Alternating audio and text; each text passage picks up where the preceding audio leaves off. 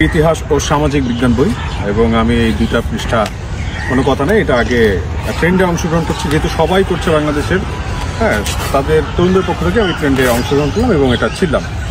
এখন ছিঁড়ে কী করবো, এটা মুঠো করলাম, মুঠো করে ফেলে দিলাম। হ্যাঁ, মানে ছিলেন কেন, এইটা হচ্ছে প্রশ্ন। ছিলাম কেন, তাহলে ছিলাম কেন এটাকে আগে আমাকে জানতে হবে ভালো করে, তাই তো? তো যেহেতু ফেলে দিয়েছি, এটাকে উঠানো ঠিক হবে? যেহেতু ঠিক হবে না, তারপরে হচ্ছে আমি উঠাচ্ছি। তো এটার মধ্যে আসলে কি আছে আমি একটু পড়ি নাকি? না পড়ে যদি ছিঁড়ে ফেলি, ব্যাপারটা কেমন না? অবশ্যই। তাহলে হয়তো কেউ আমাকে প্রশ্ন করবে, তখন আমি উত্তর দিতে পারবো না। তো ছেড়ার আগে আমার জানা উচিত। তো আমি এটা পড়ছি। হ্যাঁ, এখানে আছে,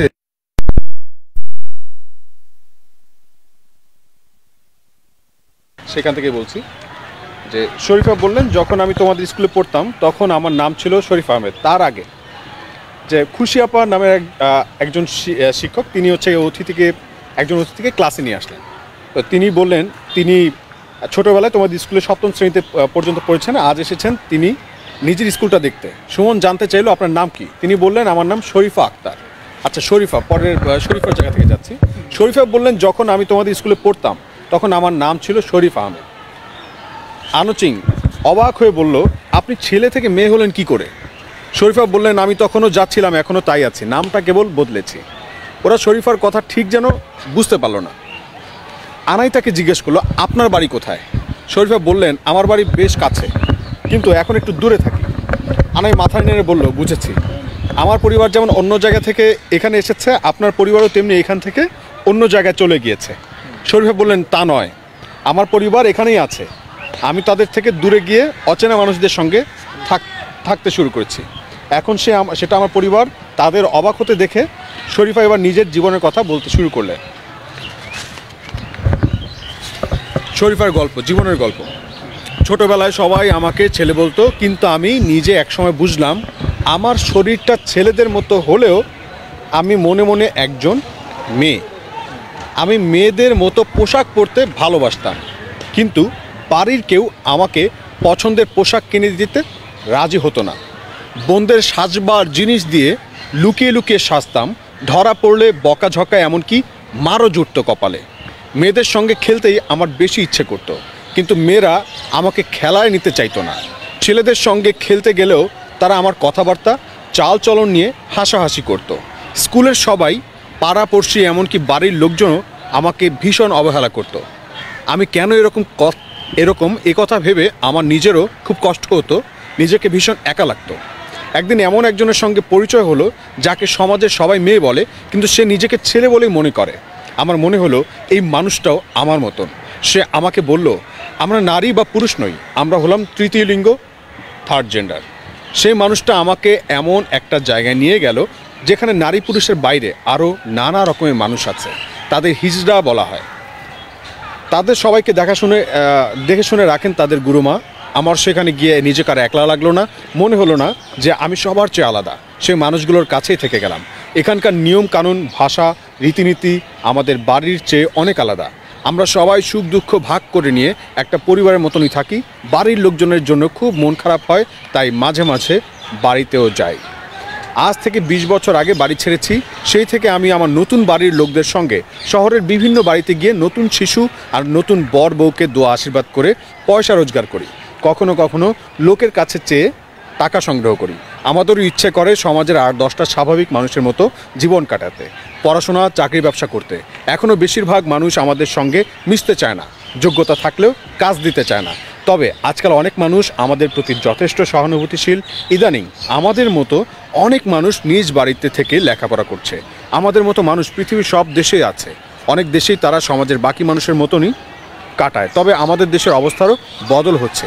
2013 সালে সরকার আমাদের স্বীকৃতি দিয়েছে। বিভিন্ন সরকারি ও বেসরকারি প্রতিষ্ঠান আমাদের জন্য কাজ করছে, শিক্ষার ব্যবস্থা করছে, কর্মসংস্থানের ব্যবস্থা করছে, সমাজের দৃষ্টিভঙ্গি বদলানোর প্রচেষ্টা করছে।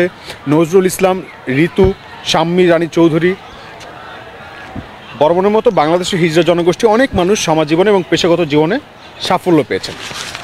এই হচ্ছে শরীফার গল্প। এবং নজরুল ইসলাম ঋতু হিজড়া সম্প্রদায় থেকে চেয়ারম্যান হয়েছেন এবং জনাব শাম্মী রানী চৌধুরী উন্নয়ন কর্মী বেসরকারি সংস্থার এবং জাতীয় পর্যায়ের নৃত্যশিল্পী জনাব লিনিয়া শাম্মী বিউটিশিয়ান এবং উন্নয়ন কর্মী জনাব বিপুল বর্মন ঢাকার একটি বাইং হাউসে কর্মরত।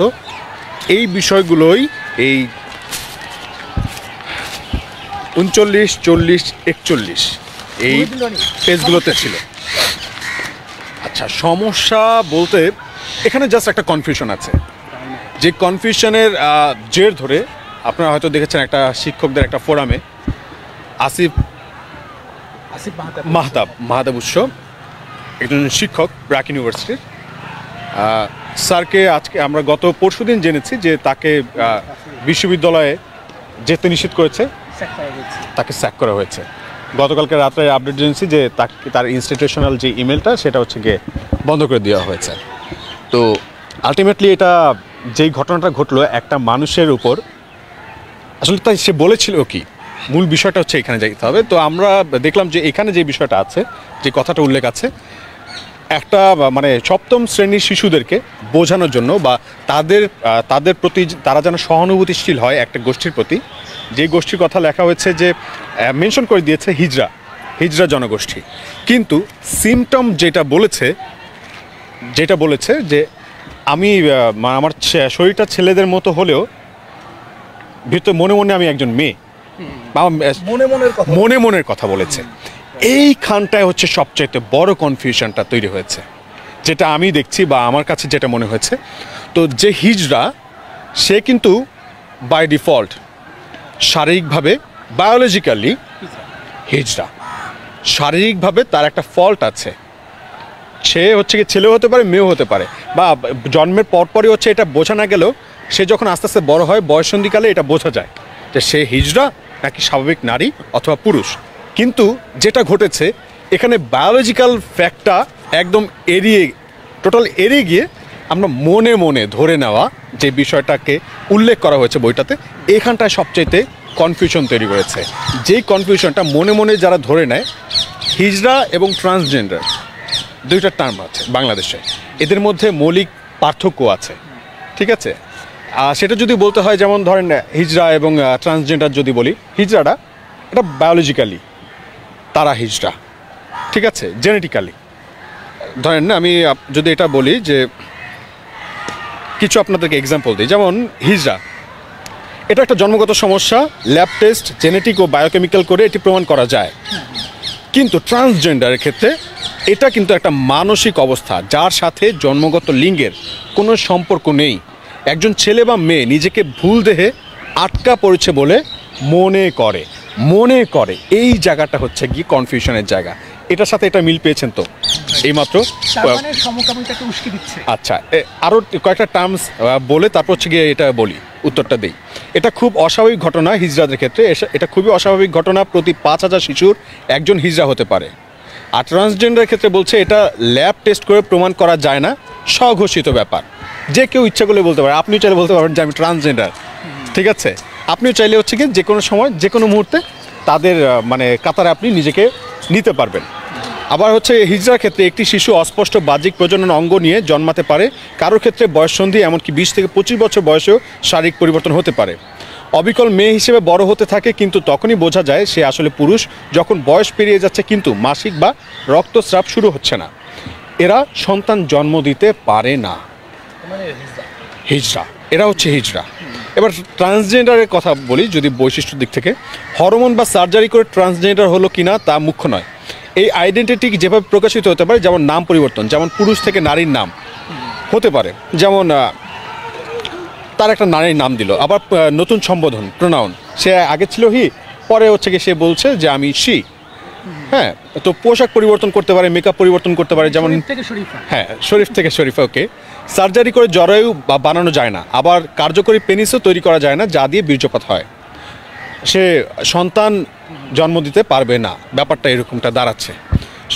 সার্জারি করে জরায়ু বানানো যায় না, আচ্ছা এটা তো বললাম। গবেষণার অনুসারে 20% ট্রান্সজেন্ডার মেডিকেল ট্রিটমেন্ট করে বাহ্যিক নারী বা পুরুষের মতো কিছু বৈশিষ্ট্য অর্জন করলেও বাস্তবে 98% এর ট্রান্স নারীর পেনিস থাকে, তেমনিভাবে ট্রান্স পুরুষের যোনি থাকে।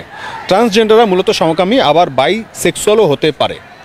মানে সে যে শুধুমাত্র সম লিঙ্গের প্রতি আকৃষ্ট হবে ব্যাপারটা এমন না, সে হচ্ছে গিয়ে বায়ু হতে পারে, উভয় লিঙ্গের প্রতি আকৃষ্ট হতে পারে। এটা সম্পূর্ণ মনস্তাত্ত্বিক ব্যাপার। একটা হচ্ছে বায়োলজিক্যালি শারীরিকভাবে, আর একটা হচ্ছে গিয়ে মনস্তাত্ত্বিক। তো আমরা যেটা দেখছি এই বইটার মধ্যে, যদি আপনি ক্লাস 7-এর একটা বাচ্চাকে এই ব্যাপারটা অ্যাওয়ার করতে চান, তাহলে এইভাবে হালকার উপর হচ্ছে গিয়ে আপনি এইভাবে তো বোঝাতে পারেন না। এখানে যেভাবে উল্লেখ করা হয়েছে, যারা এটা লিখেছেন বা যারা অ্যাপ্রুভ করেছেন এই বইটা, আমার কাছে হয়তো আপনারা বলতে পারেন যে এটা তারা নির্বোধের মতো কাজ করেছে, বুঝে শুনে করে নাই, তারা অবুঝের মতো একটা কাজ করেছে। আবারও দেখবেন এক সেক্টরের লোকজন বলছে যে এটা ইন্টেনশনালি করা হয়েছে। ঠিক আছে, সুচারুভাবে এটা একটা কৌশলগতভাবে তারা এটা করেছে, প্রমোটটা করেছে। আমাদের দ্বন্দ্বটা জাস্ট এইখানটায় হয়েছে যে তারা আসলে ইনোসেন্টলি এই কাজটা করেছে নাকি হচ্ছে কি তারা কৌশলে করেছে। তো এখন আমরা এইখানটায় যেহেতু এটা একটা কনফিউশন, তো বাংলাদেশের মানুষ তাদের পরিবার নিয়ে কনসার্ন, তাদের শিশুদের নিয়ে কনসার্ন, তাদের পরবর্তী প্রজন্ম কেমন হবে এটা নিয়ে কনসার্ন। সেইখানটায় ধরেন একজন একটা মতবাদ প্রকাশ করেছে, বাংলাদেশের সমকামিতা প্রচার করার জন্য পৃথিবীর অনেক দেশ, অনেক ডোনার অর্গানাইজেশন, অনেক ফান্ড, অনেক দাতা সংস্থা, এনজিও, তারা বাংলাদেশে কাজ করে যাচ্ছে, অনেক বড় বড় সংস্থা। কিন্তু ইসলাম বলে, আমাদের যে ইসলামিক ফিলোসফির জায়গা থেকে আল্লাহ নিষেধ করেছে, হ্যাঁ, যে বাংলাদেশ, হ্যাঁ এটাই সত্যি কথা, বাংলাদেশের সংবিধানও কিন্তু এটা লিগাল করে নাই। যতক্ষণ পর্যন্ত বাংলাদেশের সংবিধান লিগালাইজ করছে না ব্যাপারটাকে, সংবিধান অনুমতি দিচ্ছে না, ততক্ষণ পর্যন্ত বইয়ে কি বাংলাদেশের রাষ্ট্রের কোনো কিছুতে এই ব্যাপারটা ওইভাবে উপস্থাপন করা যাবে না। এটা বাংলাদেশের প্রেক্ষাপটে একদম নাজায়েজ কাজ, তাই না? কিন্তু বইটাই হয়েছে। এটা হচ্ছে বাংলাদেশের, এটা আমাদের স্কুল কলেজে পড়ায়, ঠিক আছে, বাংলাদেশ সরকার কর্তৃক স্বীকৃত। তো এইটা হচ্ছে কনফিউশনের ব্যাপার। তো যে শিক্ষক তিনি ব্যাপারটার প্রতিবাদ জানিয়েছে যে আমার কাছে কনফিউশন হয়েছে, সেই বিধায় আমি একজন একটা মত প্রকাশ করেছে, মত প্রকাশের পাল্টা মত হতে পারে, সে তার অধিকার আছে যে এটা প্রতিবাদ জানানো, যে এটার ভিন্ন মত হতে পারে, ভিন্ন মতটা সে জানিয়েছে। তো প্রতিবাদের ভাষা হিসেবে সে এটা করেছে যে সে বইটা ছিঁড়েছে। হ্যাঁ, আপনার যদি এটার প্রতি কোনো ব্যাখ্যা থাকে, আপনি আবার পাল্টার একটা মত দেন, কিন্তু তাকে স্যাক করা, তাকে হচ্ছে গিয়ে চাকরিচ্যুত করা, তাকে তার অধিকারটাকে খর্ব করা এবং তাকে দমন করা, এবং এই ব্যাপারটায় যেন কি কথা না বলে, এইটায় তার মুখটা বন্ধ করে দেওয়া, এটা একটা ক্রাইম। একটা মানুষের মতাধিকার যেটা বলি, মতাধিকার আপনি খর্ব করছেন, মতের স্বাধীনতা আপনি হস্তক্ষেপ করছেন, নষ্ট করছেন, এটা একটা ক্রাইম। তো আমি আজকে এখানে যেই কথাটা এতক্ষণ যাবত দেখেছেন, যে যেহেতু এখন পর্যন্ত এই ব্যাপারটা, আমি মনে করছি যে আপনারা আমার সামনে বসেই দেখলেন না, আমি পড়লাম ব্যাপারটা, কনফিউশন যদি থাকে আপনারা আলোচনা করেন, ব্যাপারটা নিয়ে দ্বিপাক্ষিক একটা আলোচনা হতে পারে। এইখানে এইরকম ব্যাপারটা আদৌ এখানে থাকবে কি না বইতে, নাকি থাকবে না, হ্যাঁ, বা থাকলেও কিভাবে থাকবে, বিভিন্নভাবে আমরা এটা উপস্থাপন করতে পারি, উপস্থাপন ভঙ্গিটা ডিফারেন্ট হতে পারে, কিন্তু এভাবে না, যেটা কনফিউশন তৈরি করে।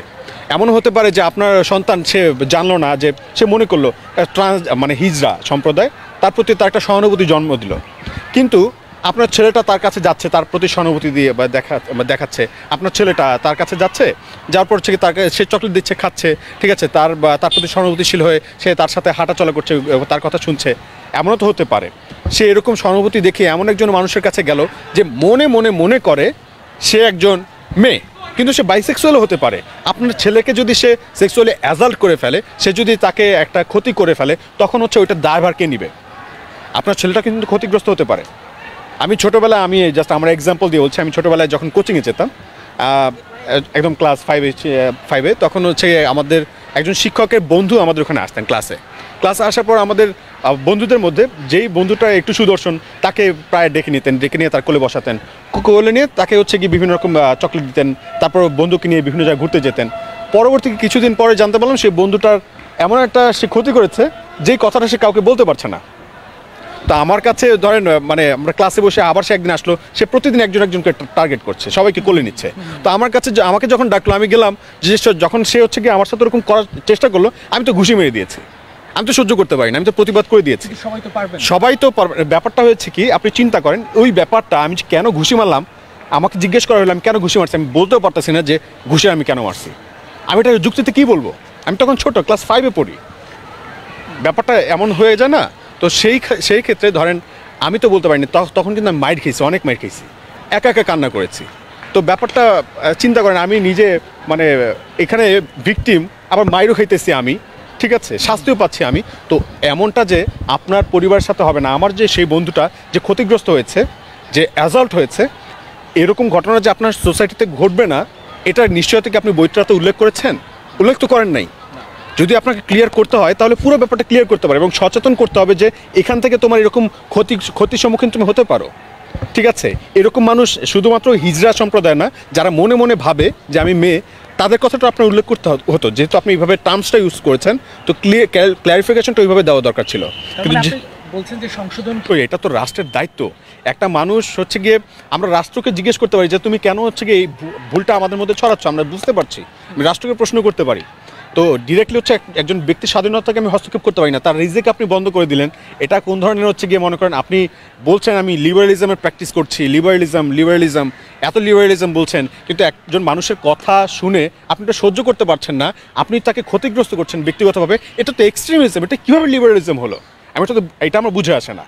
আমাদের এই ব্যাপারটা সম্বন্ধে আমরা বলছি না এটাকে আপনি ছিঁড়ে পানিতে ফেলে দেন, ঠিক আছে, যতক্ষণ পর্যন্ত এটা মানে আমরা বলছি না এটা ক্লাসে আপনারা যারা শিক্ষক আছেন, দেশবাসীর সবার কাছে উদ্দেশ্যে বলবো যে শিক্ষক আছেন যারা ক্লাসে, এটা পড়ানোর আগে আপনারা যারা হচ্ছে গিয়ে এটা আইন প্রণেতা, তাদের কাছে আপনারা আবার আবেদন করেন যে এটা রিভিউ করার জন্য। আমি বলবো যে এটা রিভিউ করেন বইটা, ঠিক আছে। আপনি সঠিক তথ্যটা ভালো করে দেন, যাতে হচ্ছে গিয়ে আমাদের দেশ ও জাতির স্বার্থে, পরবর্তী প্রজন্মের স্বার্থে এমন কোনো কনফিউশন আমাদের মধ্যে তৈরি না হয় এবং কেউ যেন এরকম ক্ষতিগ্রস্ত না হয়, যেমনটা আসিফ স্যার হয়েছেন, ঠিক আছে। এখন আমি তো আজকে আসিফ স্যারের পক্ষে, ডিরেক্টলি আমি বলছি আসিফ স্যারের পক্ষে, কিন্তু আমি এক্সট্রিমিজম না, আমি এক্সট্রিমিজমের প্র্যাকটিস করছি না, এক্সট্রিমিস্ট না।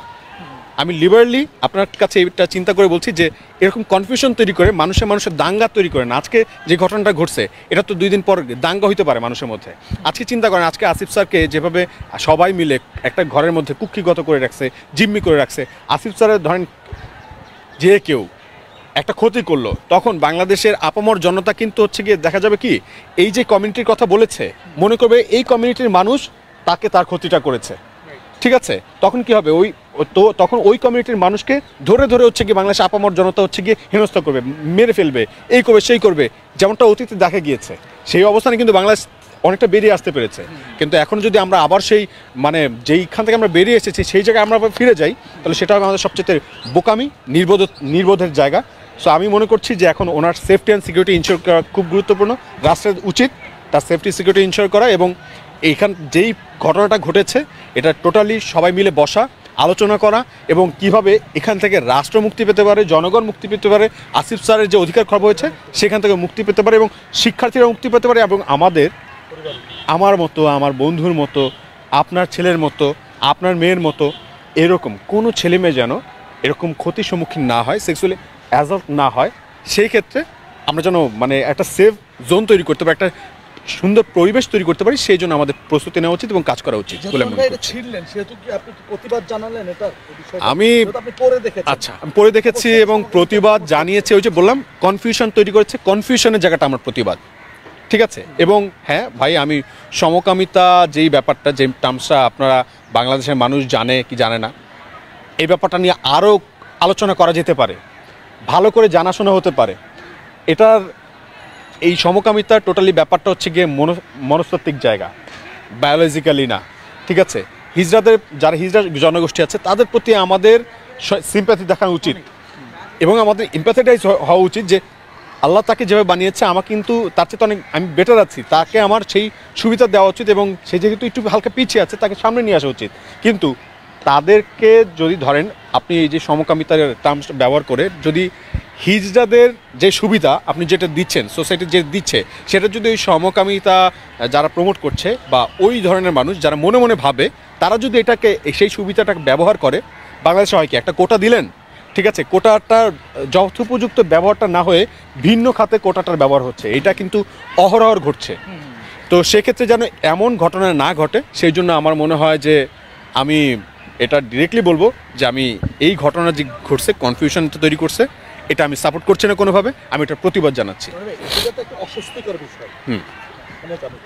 সেক্ষেত্রে যেহেতু মনের বিষয়, আমি মনে মনে ভেবে নিলাম, সেখানে অনেক সাইকোলজিস্ট আছে আমাদের দেশে, সেখানে আর কাউন্সিলিং করতে মনে মনের বিষয়টা দূর করা যায়, সুস্থ করা অবশ্যই মনে মনে ধরেন আমি এখন হিজড়াকে তো সুস্থ করা যায় না, না। সেটা তো স্বাভাবিক জীবনে ফেরা বাই ডিফল্ট বা একটা হিজড়াকে পরিপূর্ণ পুরুষ বানানো যায়, পরিপূর্ণ নারী বানানো যায় না, তাই কিনা? সেক্ষেত্রে মনে মনে বিষয়টা চিকিৎসা করে সেটা দূর করা যায়। যায়। সেখানে এই বই আসলো না কেন, শুধু শুধু প্রমোট করা হলো কেন? আচ্ছা, সেই ক্ষেত্রে এটা তো আমাদের ওই যে একটা ফল্ট। হ্যাঁ, আপনাকে আগে বুঝতে হবে যে আমি যেই কনসেপ্টটা সোসাইটিতে প্রমোট করছি এইটায় জনগণের স্বার্থ কী, এটাতে সোসাইটি কিভাবে উপকৃত হচ্ছে। সোসাইটির কোনো উপকারিতা নাই, বরং অপকারিতা তৈরি করবে এমন কনসেপ্ট আমরা প্রমোট করতে দিব বা কেন? প্রথম কথা হচ্ছে এইখানে। আবার ওই যে মনে মনে, আচ্ছা ঠিক আছে, সে মনে মনে আপনার যদি একটা ভাই সে যদি মানসিকভাবে বিকারগ্রস্ত থাকে, আপনি কি তাকে মেরে ফেলবেন? মেরে ফেলবেন না, তাকে অবশ্যই সুস্থতার দিকে আপনি আহ্বান জানাবেন যে তুমি সুস্থ হও, তোমাকে ওইভাবে ট্রিটমেন্ট করবেন। এটা রাষ্ট্রের উচিত যে তার যদি আমাদের দেশে এরকম থাকে কেউ, তাকে ওইভাবে ট্রিটমেন্ট করানো, ঠিক আছে, যাতে হচ্ছে গিয়ে সে সুস্থ স্বাভাবিক জীবনযাপন করতে পারে। তাকে হচ্ছে গিয়ে এরকম কনফিউশন তৈরি করে তাকে মানুষ দিয়ে মাইর খাওয়ানো, তার ক্ষতি করা, এমনটা তো আমরা চাই না। এটা তো এক্সট্রিমিজম, এটা চাইবো না। তো আমরা এটাই চাইবো যে যারা এই ধরেন এই যে বায়োলজিক্যালি যারা হিজড়া, তাদেরও যেন অধিকার খর্ব না হয়, আমাদের সেই ব্যাপারে সংবেদনশীল থাকতে হবে এবং যাতে আমাদের সোসাইটির মধ্যে কোনো ব্যাড ইম্প্যাক্ট তৈরি না হয় সেই ক্ষেত্রে আমাদের সজাগ থাকতে হবে। এবং যারা যারা এই কাজগুলো করছে, কনফিউশন করছে এবং এই যে যে ঘটনাগুলো ঘটে গেল এই ব্যাপারে যারা ঘটিয়েছে তাদের ব্যাপারে আমাদের এখন চিন্তা করে দেখা গুরুত্বপূর্ণ। এবং আমরা তারা কতটুকু আমাদের ভালো চায় না সেই ব্যাপারে আমাদের জনগণ স্টেপ নেওয়া দরকার। রনি ভাই, সোশ্যাল মিডিয়াতে ব্র্যাক পণ্য বর্জন, ব্র্যাক ইউনিভার্সিটি বর্জন করা হচ্ছে, এটা কীভাবে? আচ্ছা, আমি ক্লিয়ারলি যদি বলি যে দেখেন আমাদের এই বয়কট যে ট্রেন্ড, আমি আসলে বয়কট ট্রেন্ডে অংশগ্রহণ করতে আসলে এখন আর ইন্টারেস্ট ফিল করি না। বাংলাদেশে এর আগেও এই যে আপনারা দেখেন প্যালেস্টাইন নিয়ে যে ঘটনা ঘটলো, আমরা কোক বর্জন করবো, নেসলে বর্জন করবো, কে বলছে এটা, কে করছে এটা? ঠিক আছে, খুব কম মানুষ করছে। এখন আপনার প্রত্যেকটা দোকানে দোকানে কোক আছে, প্রত্যেকটা দোকানে দোকানে নেসলে আছে, ম্যাগি আছে। ওই বয়কট এটা একটা জাস্ট হচ্ছে গিয়ে তাদেরকে উল্টো আরও নেগেটিভভাবে মার্কেটিং করে দেওয়া, তাদেরকে প্রমোট করা। তো আমি বয়কটের এটা বলবো না যে বিকল্প ব্যবস্থা যদি আপনি তৈরি করতে না পারেন, বিকল্প ব্যবসা প্রতিষ্ঠান, বিকল্প প্রোডাক্ট, বিকল্প হচ্ছে কি আপনার যেই বিনিময় সিস্টেম, ঠিক আছে, বিকল্প পন্থা যদি আপনি অবলম্বন করতে না পারেন, তো বয়কটের যে খেলা, নেগেটিভ মার্কেটিংয়ের যেই একটা দুরভিসন্ধি যে একটা চক্রান্ত, এটা থেকে আপনি বের হয়ে আসেন। আমি বলবো বাংলাদেশের প্রত্যেকটা মানুষের উচিত বয়কট করার আগে আপনি এইরকম প্রোডাক্ট, আপনি আপনার তো নিত্য প্রয়োজনীয় দৈনন্দিন জীবনের সাথে এটা যুক্ত, এরকম বিকল্প রাস্তা তৈরি করে তারপর আপনি বয়কটটা করেন, ঠিক আছে? ওইটা হবে সবচেয়ে বড় বয়কট। আপনি একটা ব্যবসা প্রতিষ্ঠান তৈরি করেন, ঠিক আছে, বিকাশের মতো, আড়ংয়ের মতো, ঠিক আছে, যেরকম ব্র্যাকের যে প্রোডাক্টগুলো আছে, যেরকম চ্যারিটি তারা করছে, আজকে তারা এই কাজগুলো যেহেতু করছে, তারা জনগণের কথা চিন্তা করছে না, তো জনগণ তাদের কথা চিন্তা না করে তারা নিজের একটা বিকল্প সিস্টেম তৈরি করে নিক, তখন দেখা যাবে খেলাটা কোথায় হয়। হ্যাঁ, তখন দেখা যাবে কি ভুলেও মানুষের উপকারের বদলে ক্ষতি যারা করছে তারা খুব অ্যালার্ট হয়ে যাবে, তার ক্ষতি করার চিন্তা করতেই পারবে না। এটা হচ্ছে আমাদের হচ্ছে গিয়ে প্রোটেস্ট, শক্তিশালী প্রোটেস্ট। কিন্তু আপনি যদি বয়কট খেলেন সোশ্যাল মিডিয়ায়, ওইটা শুধু সোশ্যাল মিডিয়ায় লোক দেখানো বয়কটই হয়ে যাবে। এই যে পৃষ্ঠাটা ছেড়ার পর্যন্ত এটা সীমাবদ্ধ থাকবে, কিন্তু এটার হচ্ছে কার্যকারিতা দেশে ওইভাবে ইমপ্লিমেন্টটা হবে না। আমাদের ইম্প্যাক্ট হিসেবে যেটা দেখবো আমরা, সেটা খারাপ ইম্প্যাক্টটাই তৈরি হবে। সো আমি আজকে এটা দেখছেন, আমি এখন আপনারা কী ভাবছেন, আমি শুধু এটা মাটিতে ফেলে দিব? মাটিতে ফেলে দিলে এটা কেউ উঠাবে, কেউ একজন পড়বে, আমি চাই না সেটাও পড়ুক, ঠিক আছে? এখন এটা সুন্দর করে গিয়ে, যেহেতু এটা কনফিউশন তৈরি করছে, আমি চাইবো অবশ্যই এটা একটা যুগ উপযোগী এবং সময় উপযোগী, যেটা আমাদের জন্য প্রয়োজনীয়, সেই বিকল্প ব্যবস্থাটা তৈরি হোক অতি দ্রুত। এবং এটা আমি ফ্ল্যাশ করে দিব, আমি যেখানে সেখানে ফেলবো না, আমি এটা ফ্ল্যাশ করে দিব, যাতে হচ্ছে এটা নষ্ট হয়ে যায়। ওকে, থ্যাংক ইউ।